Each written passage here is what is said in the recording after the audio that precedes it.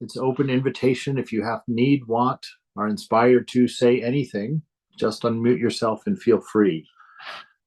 Anything.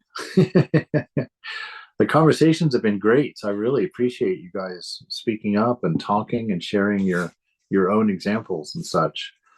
It's really important because as a sangha, that's how we practice being sangha. Because most of our work with each other in sangha isn't on purpose. It's not like we sit there and think, oh, I'm going to correct this person. Oh, I'm going to teach that person. Oh, I'm going to.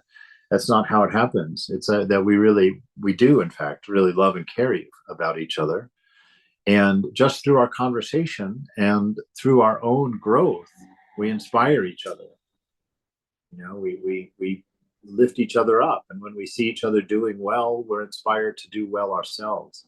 And the things you talk about with each other are part of that sangha. So if you can keep your inner world spiritually oriented, love oriented, then your external world will be too. And you'll be a great help to yourself and to everybody. Sorry, I'm grooming while I'm sitting here talking to you. So this Sangha is the magic that really carries us forward. Ramakrishna says it's one of the fastest ways to our realization is taking refuge in each other and being helpful to each other. So we are in Sri Nisargadatta's book, I Am That, or You Are That. I am that. I am that, you are too. And he's talking about supreme consciousness, and he's talking about an enlightened soul. His questioner is asking about the nature of an enlightened person. And the last question he mentioned, or it wasn't a question, it was a question statement. He says, but the unenlightened soul remains a person? And Maharaj says, well, when you believe yourself to be a person, you see persons everywhere. In reality, there are no persons, only threads of memories and habits. At the moment of realization, the person ceases. You see, that's why the scriptures say that we need some level of impurity to exist, to manifest as an individual. And so that's why Ramakrishna, when he was in samadhi, in order to come out of samadhi, he would ask for a glass of water or a treat or something like that. His impurity was a calculated one in order to keep him embodied so that he could play his play as the teacher, as the incarnation. And so it takes just a slight amount of impurity, just a little sand in the oyster shell in order to create the pearl that is you here. And all of that is because of mind. These impurities are in the mind, and purity is in the mind. Both of them are in the mind. And so it's our mind that creates the world of symbol that we live in, right? Just to remind you that we don't actually know if there's anything outside of ourselves. That's a projection of mind. We don't know what the source of our senses is because we are in a black box. This brain of ours is in a cranium, literally a black box. No light in there, no sound in there, no air in there. And it's never been outside. And so it has no idea what trees look like, what mountains look like, what oceans look like. And it's never seen them. The light of day, unless you've been on the surgeon's table, the light of day has never gotten to the brain. And so all of your senses feed information to the brain, and the brain creates a world of symbols. Since it's never seen a light, it doesn't know what light looks like. So it interprets the information from the eye and creates a symbol for light. It doesn't know what objects look like. So it creates all of this, colors, sounds, touches, tastes. All of these things are symbols that the mind creates from neutral information that's given to it through the nerves. But it has no way of verifying where that information comes from, because the sources of that information, like my ear, I would say, oh, this is the source of sound. But in fact, this is as much a symbol for the source of sound as the sound is for sound. You see, so there's no way to have any verification of an outside world, which is a good thing because the sages say there is no outside world. There is nothing out there. There's only the manifestation of the divine from within, reflecting consciousness off of mind as it is. And we misunderstand that presence, the reflection of the divine, for the world, because we have defined ourselves as an object. We have defined ourselves as separate and apart from the whole. And so now that we have defined ourselves as separate and apart from the whole, that isn't true. And so our entire worldview is based on a falsity, on a falsification, a misunderstanding that we are separate and apart from the whole, then infects everything that we see. So that's why he says, when you believe yourself to be a person, which is what is a person? It's a set of limitations and restrictions, Ramakrishna says. Vivekananda said that, of course, he got that from Ramakrishna. So when you believe yourself to be a person or a set of limitations and restrictions, aversions and attractions, likes and dislikes, when you believe yourself to be that, you see that everywhere. You assume all the other bodies out there are also that. And that's how we come to know each other, by projection, because I don't have access to your mind. I can't see what your mind does. I don't know what you're doing. And when you talk to me, you're taking all of your world and packing it into sounds and transmitting it to me, but I'm not getting all of the stuff you packed. I'm just getting the sounds. And when I get those sounds, I project all of my own meanings onto all of those words that you're saying. And we hope that we communicate, you know? And so we really are just projectors. I can't know of anything but myself. And so what I know of myself, I project on everything. And this is the way things go. When you believe yourself to be a person, you see persons everywhere. In reality, there are no persons, only threads of memories and habits. At the moment of realization, the person ceases. The individuality ceases. That's what realization is. You realize that you are one infinite eternal being, that you are the dreamer of all of this, and that you are not an element of the dream. You are the dream itself. That is realization. That's the effect of, and it's always good to kind of consider in a meditation, it's a fun meditation, to sit and imagine that you're in a dream, just like you are at night, and imagine that in this dream, you're aware of being in that dream. How does the dreamer, the dreamed, wake up from the dreamer's dream? How does that happen? That's what we're trying to do. Here we are in this dream. All of us are of mind. We are not, there's not a reality to us. We are dream characters. We are just thought entities. How do we wake up?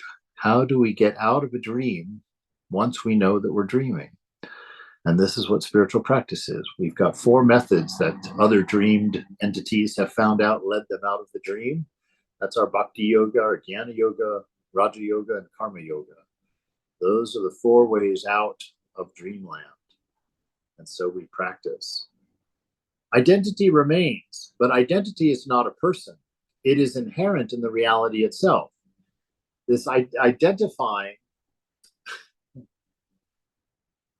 this is a very interesting idea. I haven't completely meditated it all the way out, probably never will, but this idea of identity being part of the divine, you can see that is true, because look at how easily you can become whatever you want. And you say, wait, what are you talking about? And of course, I'm going back to that dream. You do it every night. Every night you leave this whole world behind and you utterly forget about it. You utterly forget about it. See how easily it is for you to forget yourself, and yet you can't seem to do it on purpose. But at night, when you go into your dream world, when you fall asleep and go into your dream, you forget your name, you forget your job, you forget your family, you forget your house, you forget your bank accounts, you forget everything, just simple as pie. You let it all go. That's how you know you are already realized. You see, yourself can renounce easily.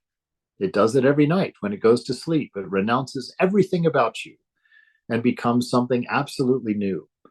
It can be a butterfly. It could be a ghost. It could be a non-entity. It can be anything in your dream.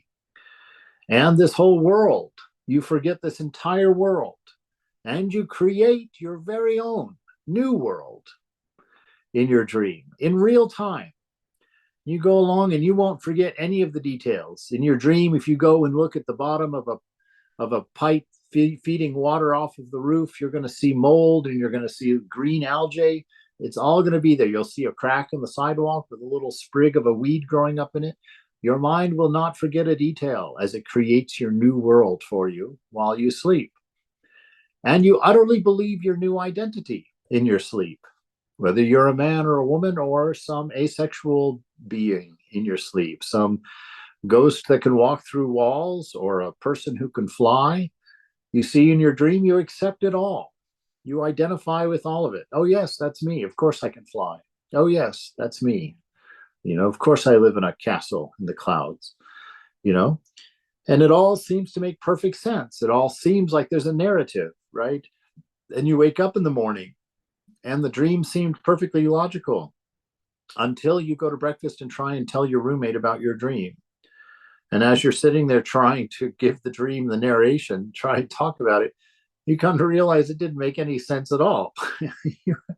And not only that, but the narrative, when put into words, is only like 3 sentences long. And then you're like, yeah, somehow that was my whole dream.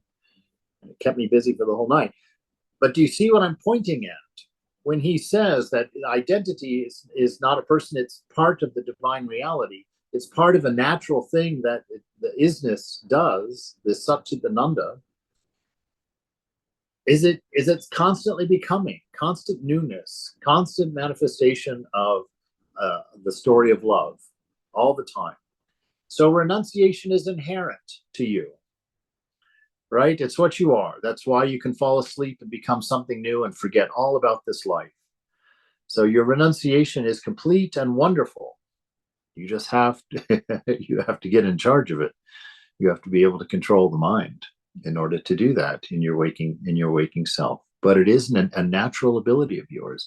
Discernment is a natural ability of yours, and this absolute empathy, absolute identity is a natural ability of yours. So that's why we work on our dispassion and our discernment, so that we can match our power of attachment with our power of non-attachment, so that we can grab on deeply, so that we can love deeply, we can nurture deeply, we can invest in others deeply, but when it's necessary and appropriate, we can let go utterly. So that is a healthy human being there. So identity remains, but identity is not a person. It is inherent in the reality itself. The person has no being in itself, right?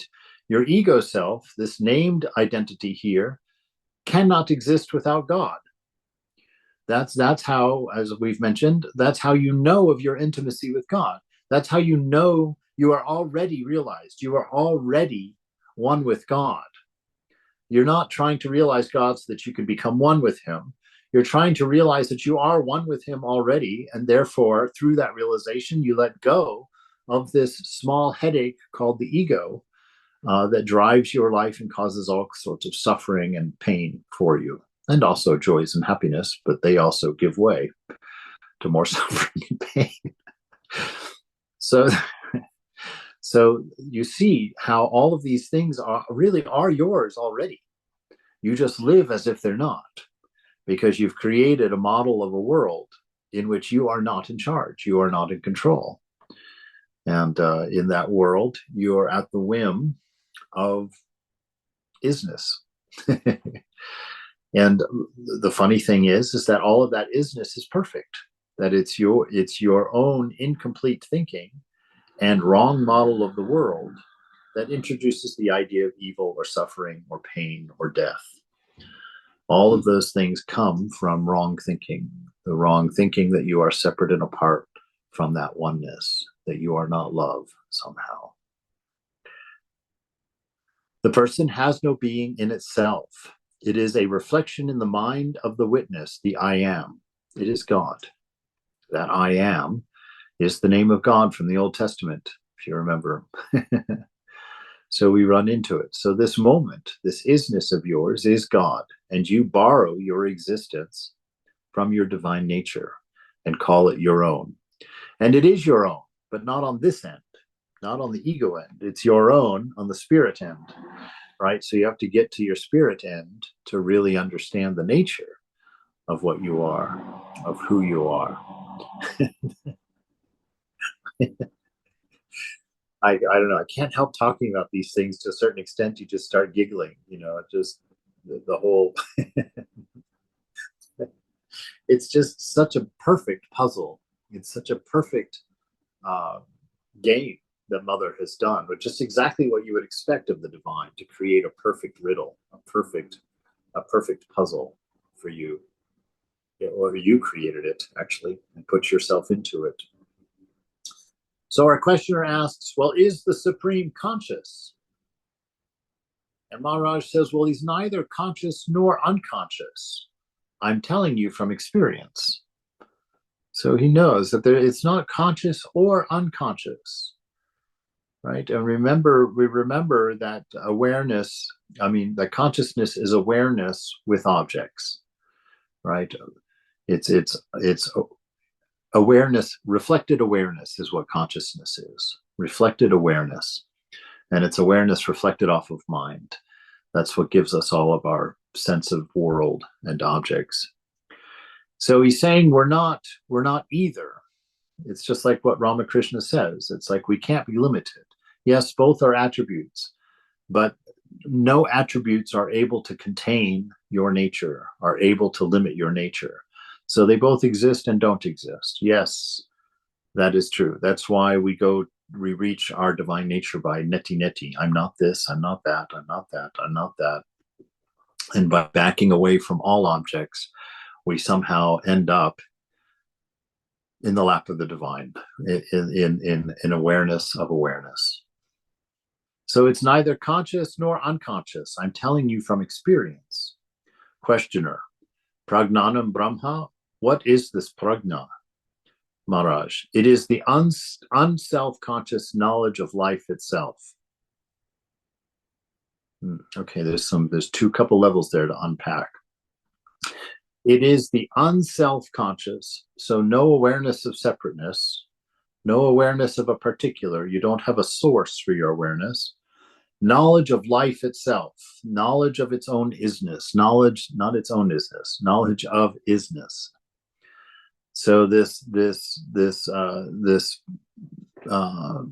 Brahman, this isness, without giving it a limiting definition, it's the unselfish conscious knowledge of life itself. So it's awareness. Unconscious means there's no reflecting going on, no other. So it's like light in the nighttime sky. You look up at the sky, it looks dark. But it's not dark. Look at every point of light in the sky is a sun. You've got trillions of suns in the nighttime sky. How then can you call it dark? How then does it seem to be dark? Well, it's because at night there's no reflection. There's nothing in the sky up there to reflect, except for a few moons and planets way out there, and they do reflect, and we see them. But in the vacuum of space, there's nothing to reflect, and so it appears dark, it appears black. That's unreflected consciousness, unreflected light.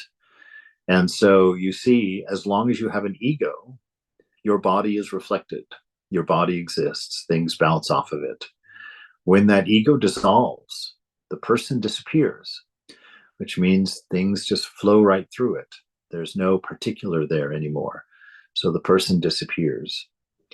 And so that is our natural state, to be unbounded, unlimited, unparticular, ever free, and love itself, wisdom itself, right? So the questioner well said, is it vitality, the energy of life, livingness? Is that what this isness is? Is that what it is? Maharaj, well, energy comes first, all right? So energy is a manifestation, for everything is a form of energy. Consciousness is most differentiated in the waking state, less so in the dream, still less in deep sleep. Homogeneous in the fourth state. Beyond is the inexpressible, monolithic reality, the abode of the Jnani. the inexpressible monolithic reality, that one without a second. That one without a second is what is the nature of everything. That one without a second manifests, and its energy forms whirlpools of identity in the minds, in the universal mind. And those little eddies spin themselves into an awareness of themselves, become self-conscious, become particular. They become viewpoints in and of themselves in the universal mind. And in becoming viewpoints of themselves in the universal mind, they take a portion of that universal mind as their own mind, as their own thought, as their own identity. And they live in the universal mind within the objects of the consciousness that is caused by their whirling around the idea of individuality, and exist together through mind, through energy manifesting as thought, which is then interpreted as real by the observer, by the ignorant, the self who is identified with mind, with this particular mind, this smallness. Then it interprets everything in that way. It creates small little objects about everything in the world instead of understanding their true nature. I have cut my hand, it healed. By what power did it heal? Maharaj, by the power of life. And what is that power? It is consciousness. All is consciousness. Maharaj, what is the source of consciousness? Consciousness itself is the source of everything. Can there be life without consciousness? Maharaj, no, nor consciousness without life. They are both one. But in reality, only the ultimate is. The rest is a matter of name and form. And as long as you cling to the idea that only what has name and form exists, the Supreme will appear to you non-existing. When you understand that names and shapes are hollow shells without any content whatsoever, and what is real is nameless and formless, pure energy of life and light of consciousness, you will be at peace, immersed in that deep silence of reality. Wow, that's a beautiful, beautiful little bit there. So life and consciousness are one. This isness, this awareness of awareness, this self-consciousness is what produces the illusion of life in time-space causation, the illusion of free will, the illusion of desire and aversion. But in reality, they're one. But the reality only the ultimate is. So the ultimate meaning that which has no ownership, no particularity, that which simply is. It hasn't been pulled into an identity in a dream or in this waking world. It remains free, unidentified, undisturbed. The rest is a matter of name and form. Yes. And what is name and form? Name and form is a thought, right? Right? It's the wave of your mind that produces form and names. Well, name and form, they can't be separated, but they come to us, are observed by us through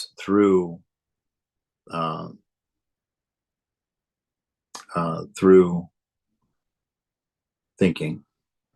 Sorry, I had someone's notification popped up on the screen there, and I panicked for a second. I thought it was the group in Switzerland I'm supposed to talk to, but that's not till the 9th. So, all right. So they are both one, but in reality, only the ultimate is. The rest is a matter of name and form. As long as you cling to the idea that only what has name and shape exists, all right? And how do we cling to that idea? By living in our mind, right? Because mind is what creates name and form, or what manifests name and form, or defines name and form. And living in mind, living in thought, living in the world of thinking is where we actually live. We don't live in a world of objects. We live only in a world of thought. And when we cling to that, when we cling to the idea of objects, name and form, as the only existence, which is what keeps us living in our mind, keeps us living in our thoughts and owning them, believing them to be ours, our own particular individuals, the Supreme will appear to you as non-existing. Your real self seems to not be there. Why? Because your criteria for something existing is change. If you live in the mind, can you follow that one? Does that make sense? Change is what convinces you of the reality of the world. Something moves. There you see it. If it doesn't move, you might not see it, right? The mind is trained to observe movement. We know that from my story of the McDonald's bag blowing on the beach at sunset, right? The sunset is grand. It's huge. It's inexplicable. It's amazing, but it's also silent and relatively unchanging. I mean, it does change slowly as the sun moves, or as the earth moves. But the McDonald's bag goes blowing across the scene, and suddenly, what is your mind looking at? It's looking at the bag, blowing at the thing. So your mind is willing to forget this crazy sunset, which is involving powers and vehicles the size of the unimaginable.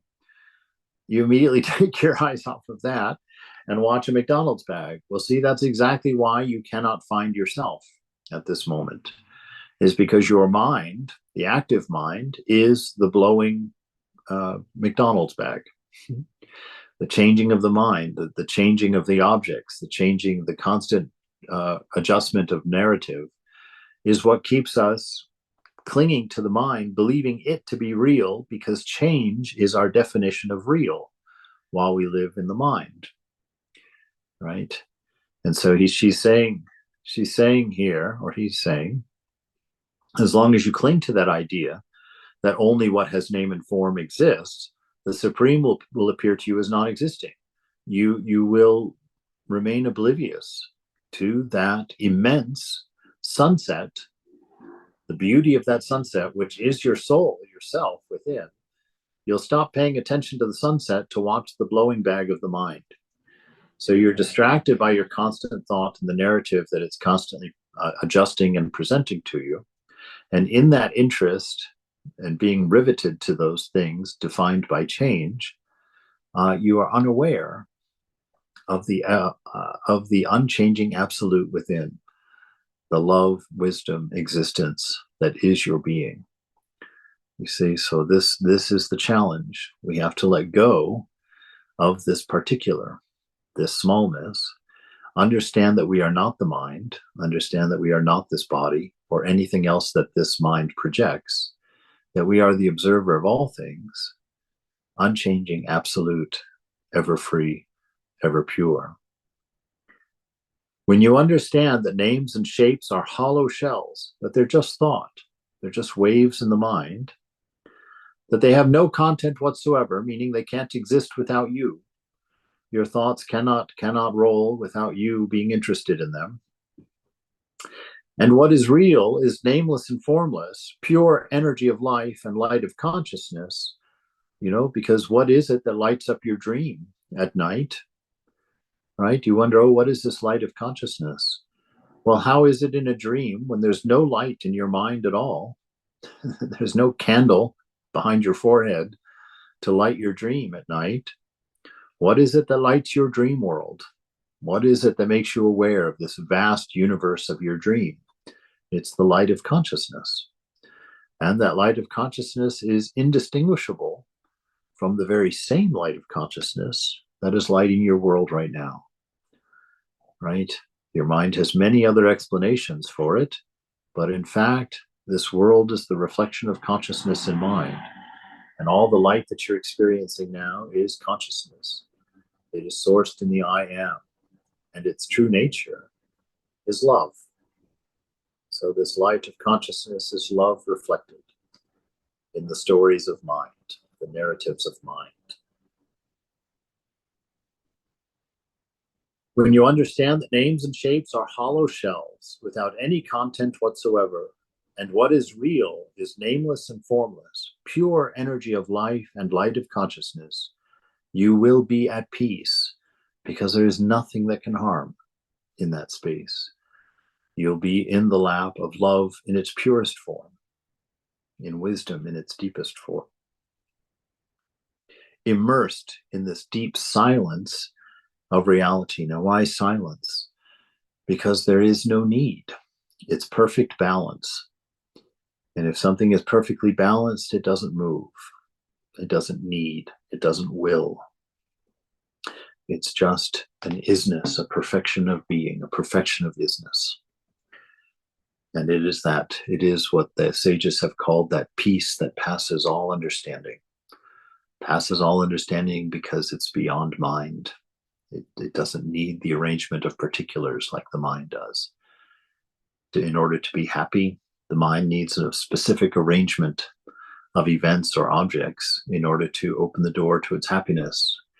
But those things are constantly under shifting change so that happiness can end as quickly as it starts. But you see this bliss, that's why they call it bliss instead of happiness of the soul. The bliss of the soul is a given. It's not conditioned. It's nature. And so the joy of life is actually natural to us if we're not identified with ego and are actively blocking it. You see, manipulating it. So this is what lies in the truth of our being.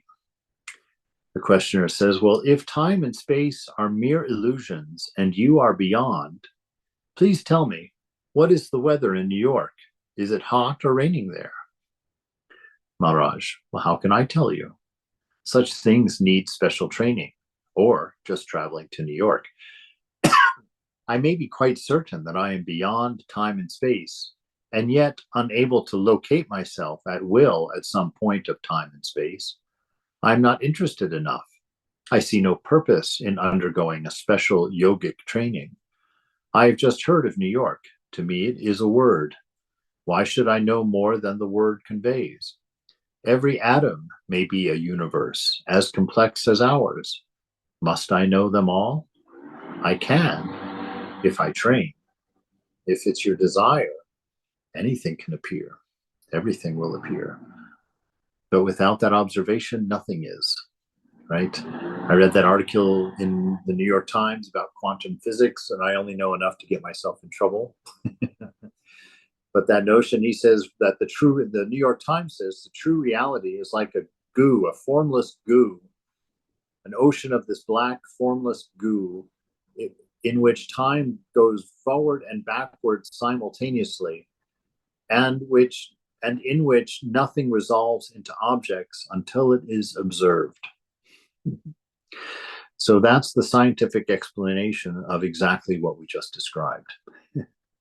This ocean of black, formless black goo in which time passes forward and backward simultaneously, and nothing resolves into an object until it is observed. That is Brahman for the physicist. Not a whole lot of poetry there, but the attributes are all there. So fascinating that indeed science and religion are coming to agreement, ironically, without a fight. So this notion of New York, why can't I know what's in New York if I'm everywhere, if I'm everything at once? Well, because New York, I have not created New York in my world, and so I would have to be interested in it. I would have to have some sort of identity with it in order to know it and to be aware of its particulars. But for the divine soul, why conjure up a dream to learn about it? Let the dream be a dream. New York is a dream. There is no particular there. New York is different for every person who lives there. And everyone you ask will have a different set of attributes to describe it with. So New York does not exist in and of itself. It does not have an inherent reality. So he is not interested in these things that have no inherent reality. He has found that one without a second that is the only inherent reality. You could use lots of beautiful adjectives in there, but it's the only inherent reality. And that's where he is resting. That is where he is. It's not aware. It's it's indescribable. It includes everything and is nothing. Questioner. Well, in putting the question about the weather in New York, where did I make the mistake? Maharaj, the world and the mind are states of being, right? And what are those states of being? States of being are the I attaching to particular thoughts more than others and having an aversion to some thoughts and not others. That is a state of being, right? And so you come in, we'll just stick with my old favorites. You know, that smell of pizza comes into the mind. If you just let that smell of pizza come and go, then you're still free. If you grab that smell of pizza and hold on to it, then your mind will go and pick up memories, will pick up residues of what pizza means and what pizza is. And as you sit and dwell on those things, you will create a state of hunger for pizza, create a state of desire for pizza. And in that state of desire, you will then manifest action. You will manifest an action to acquire pizza, to fulfill a desire for pizza. And so you will begin manipulating the dream in order to manifest pizza in your dream, right? So the world and the mind are states of being. Pure mind has no state. It rests in perfection. It rests in stillness. The Supreme is not a state. It pervades all states, but it is not a state of something else. It is entirely uncaused, independent, complete in itself, beyond time and space, beyond mind and matter, right? Mind and matter, he keeps those as a link there because it's not beyond pure mind. Pure mind and Brahman are one, but it is beyond mind and matter, the mind with waves, the mind with rittis, the mind with thought in it. The questioner then asks, well, by what sign do you recognize it? This is a very great question. Why can't we just turn around and see the soul within? Why can't we just see our reality within? Because it can't be objectified, right? And through our owning identity as ourself, we demand something to have name and form in order for it to be real. And since we can't objectify soul or self, that means that it can't be conceived of. It cannot be put into the mind to be thought about, because the mind needs subject-object relation in order to conceive of something. And if we're talking one without a second, the nature of the soul, it can't go into your mind. And since we use our senses and our mind to learn, because that's how we've been taught since we were born, when we go looking for God, we tend to do the same thing. We try to objectify him and then go to our mind to find out how to get him. But you see, it's all a fallacy, because you don't need to get him. You are him. He cannot be objectified. So where will you find her? How will you see her? How will you know her? And there is not a way of expressing that except to say, just like Thakur says, when you get to that seventh throne room and you see the king for the first time, you will not have to ask if it's the king. You will know, not through mind and sense, but through an absolute reality of that oneness. You will click into that because it has been you,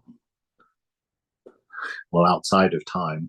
But the way of saying outside of time is by putting it in time and saying, from time immemorial, you have been that. You have been that self. So by what sign do you recognize it, Maharaj? That's the point, that it leaves no traces. There's no sign. There's nothing within the sense world to have a marker. There is nothing to recognize it by. It can't be objectified. It has no attribute. It has no limitation whatsoever. All attributes are a limitation. It must be seen directly, not through the senses, not through the mind. That's what directly means. It means that it's with the witness.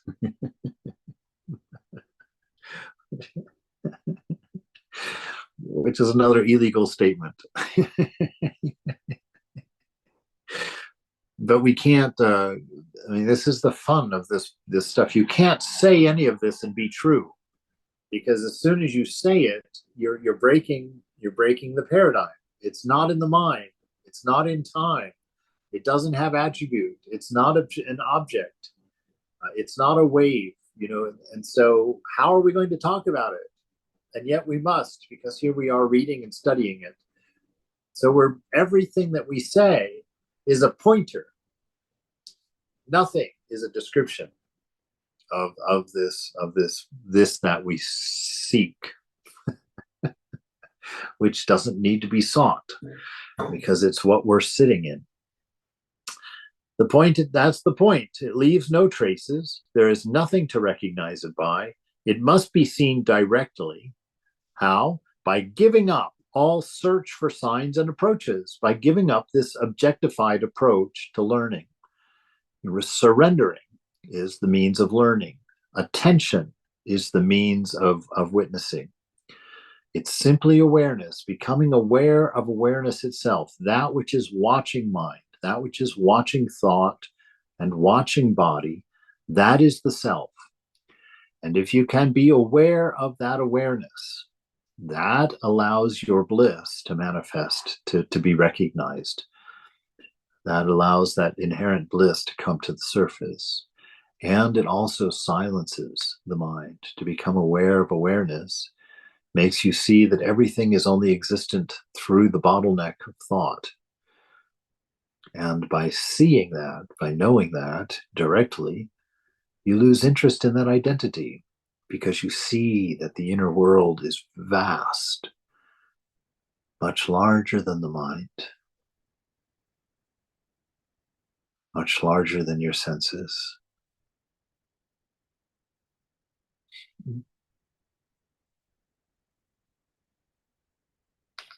Unlimited. Beautiful.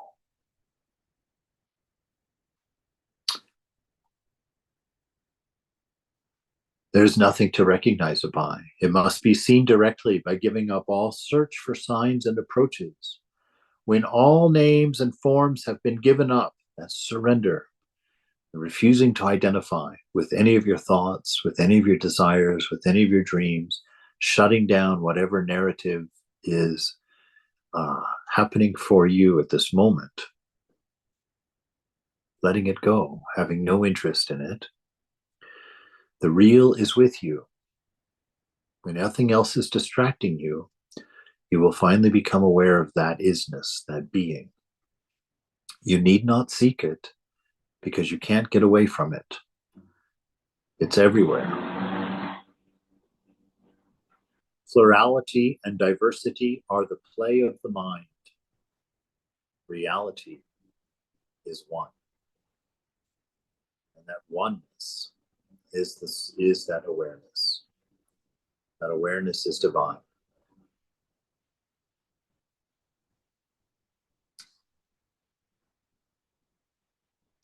If reality leaves no evidence, there is no speaking about it, Maharaj. It is. It cannot be denied. It is deep and dark, mystery beyond mystery, but it is, while all else merely happens. Do you see the distinction? This is beautiful. When Sri Nisargadatta was asked who he is, who he was, he had this beautiful response. He says, I'm a place where things happen. I'm a place where things happen. And so that is what you are. You're a place where things happen. But you see here, it says that things happen mean that they're temporal, they're caught in time, they're impermanent, they're trapped between a beginning and an end. He says, but that which is observing, you know, that which is observing it is the container of all change, but it itself does not change. So it is aloof. It is. It cannot. Yes. Nandini had a question. Yes, Nandini. Do you need to unmute yourself?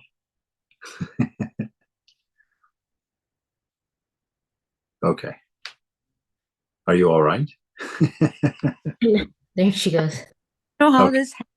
I don't know how this hand came up.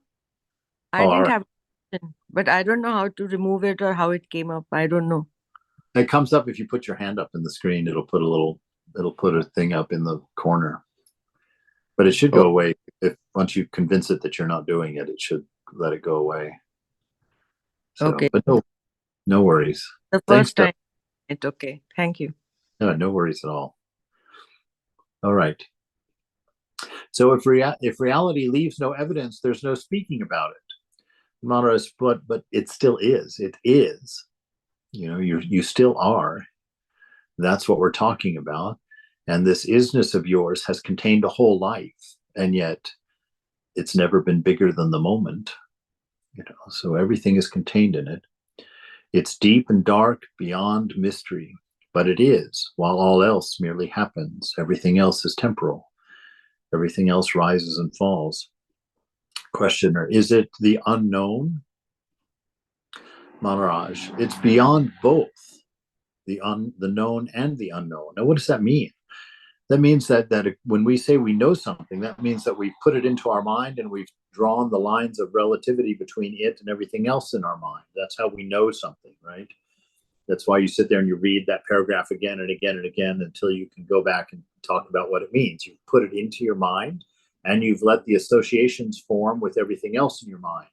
That's what we term knowing in our diluted vocabulary. But that is not what we're talking about.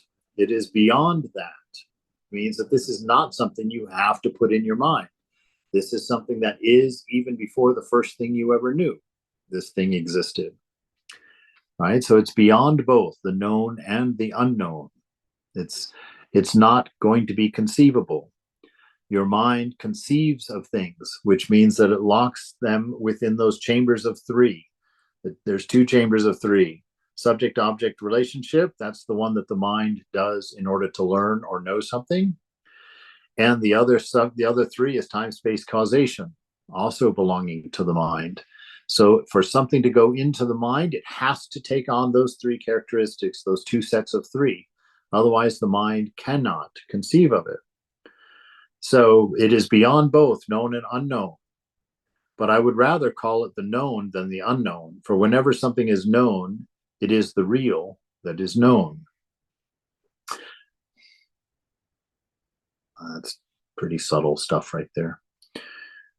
Whenever something is known, it is the real that is known, right? Only the real can be known. The other doesn't have an existence. Now, what's that saying? What is that? It's like, you know love, but you don't know love. See, it's both known and unknown, but you'll always recognize it. So you see, there is a knowing that's deeper than knowing and not knowing when it comes to things that are real, like love, like wisdom, like isness. Those things are both known and unknown, meanings that they cannot be defined, which is another way of saying they cannot be limited. Love is infinite. There are infinite ways of describing love, and everything that happens in this world is one of the methods of describing love. Even the horrendous wars, the horrendous holocausts, the horrendous wonders of greatness, all of it are expressions of love, because you cannot have hate without the expression of love. You cannot have the expression of love without hate in this manifest world. You see. But in a world of no particulars, where there is the isness of absolute love, unchanging, permanent, and free, there's nothing unknown. And at the same time, there's nothing to know. Mystery upon mystery. Is silence an attribute of the real? Maharaj, this too is of the mind, right? Because to know silence, you have to know noise. It belongs to the world of duality, which is mind, right? This too is mind. All states and conditions are of the mind. All states and conditions are of the mind. The only thing not of mind is the freedom of the self. Not bound by any of the imagined conditions of the mind. That's why realization is freedom. You drop the sense of individuality, the sense of particular. You dissolve into oneness, one without a second. Bliss and wisdom are yours in the absolute sense.